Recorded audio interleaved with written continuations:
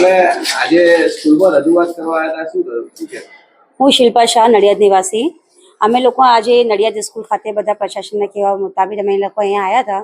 અમે અત્યારે લોકો સંતોષપૂર્ણ જવાબ આપ્યું છે કે ભાઈ અમે લોકો તમારા જે પ્રશ્નો છે એમાં 2 દિવસ વિચાર કરીશું. વિચાર કરીશ અમે 2 દિવસ પછી જણાવીશું. હવે એ લોકો શું નિર્ણય લે છે, વાલીઓના હિતમાં, છોકરાઓના હિતમાં છે કે પ્રશાસનના હિતમાં છે, હવે અત્યારે કશું એમાં કહેવાય નથી. 2 દિવસ પછી નિરાકરણ આવે પછી અમારા લોકોને જે પણ જવાબ આપવો હોય પછી અમે આગળ.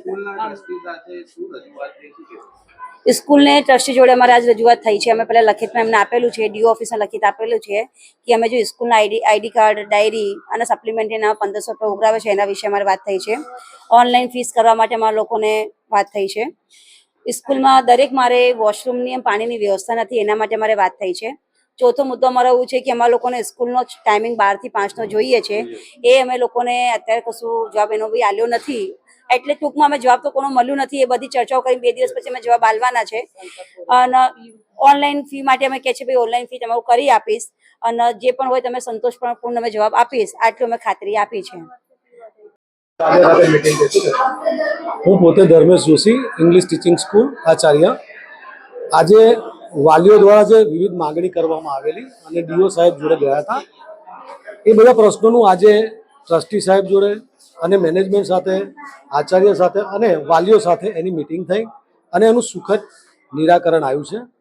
1-2 દિવસમાં એમના જે પ્રશ્નો છે એનું સોલ્યુશન આવી જશે, એની અમે બાંયધરી આપીએ છીએ. મુખ્ય આ લોકોના કે આઈ કાર્ડ છે, ડાયરી છે, પછી કે એક્ટિવિટીઝ છે, આ બધાની ફીસ જે છે વધારે છે એવું એમનું કહેવું છે. મેનેજમેન્ટનું વિચારવું અલગ છે.